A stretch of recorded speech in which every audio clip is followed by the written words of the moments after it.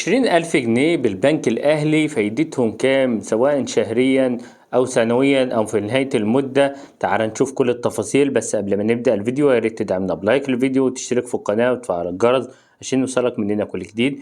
ما تنساش تاخد جولة في القناة يكون فيها كل ما يخص البنوك واستثمار أموالك أفضل استثمار من أول 1000 جنيه لأسفل الفيديو في أول تعليق.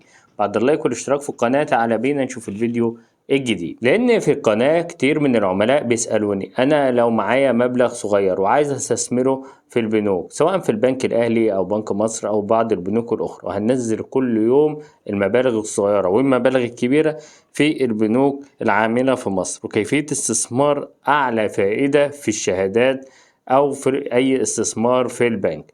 تعال بقى نشوف لو انا استثمرت مبلغ صغير في البنك الاهلي هيكون زيادة دخل ليا، هعمل شهادة مناسبة تعطيني أرباح. طبعا احنا عارفين إن البنك الأهلي هو أكبر بنك في مصر من حيث عملاء أو إصدار الشهادات، لأن طبعا الشهادات الاستثنائية بتصدر في البنك الأهلي أو بنك مصر. وطبعا اللي موجودة حاليا هي الشهادات يا إما سنوية أو لمدة 3 سنوات، واحنا عملنا الشهادة السنوية في الفيديو السابق. ما تنساش إن انت تخش في القناة وهتلاقي الفيديو. ما تنساش ان انت تتفرج على الشهادة السنوية بتاعة البنك الاهلي. اما الشهادات لمدة 3 سنوات والبنك الاهلي بيصدر شهادات بعائد مرتفع، حيث تصدر شهادات لمدة 3 سنوات والعائد بيكون شهريا، لان اكثر العملاء عايزين الشهادات تكون شهرية.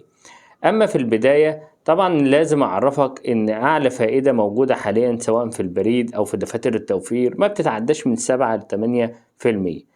اما البنك الاهلي بيصدر شهادات العائد عليها بيكون شهري، واول شهادة معانا وهي الشهادة ال3 سنوات العائد فيها بيكون 22% المتناقص. يعني اول عام بتاخد 22% وتاني عام بتاخد 18% وتالت عام بتاخد 16%. طب تعالى نحسب لو انا معايا 20,000 جنيه في 22% في اول عام هاخد 4400 جنيه وبس ده سنويا. طب احسبه شهري ازاي؟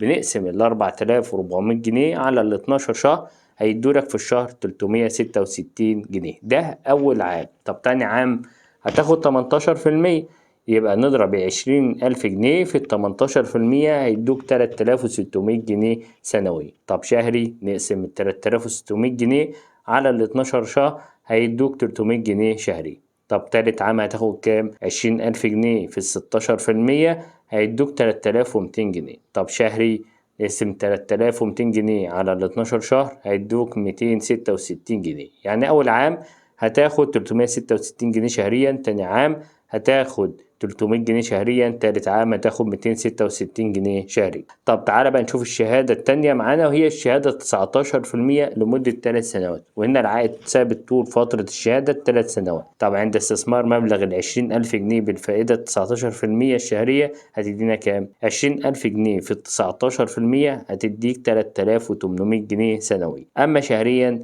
نقسم 3800 على 12 شهر هيديك 316 جنيه شهري، وده لمدة 3 سنوات. وقيس بقى المبلغ اللي معاك على نفس الحسبة هتطلع الحسبة بتاعتك. وهننزل كل الشهادات في البنوك الأيام القادمة على القناة، فما تنساش مشاركة الفيديو على كل أصحابك لتعم الفائدة، وما تنساش تشارك الفيديو على كل السوشيال ميديا واللايك للفيديو عشان يظهرك الفيديوهات القادمة.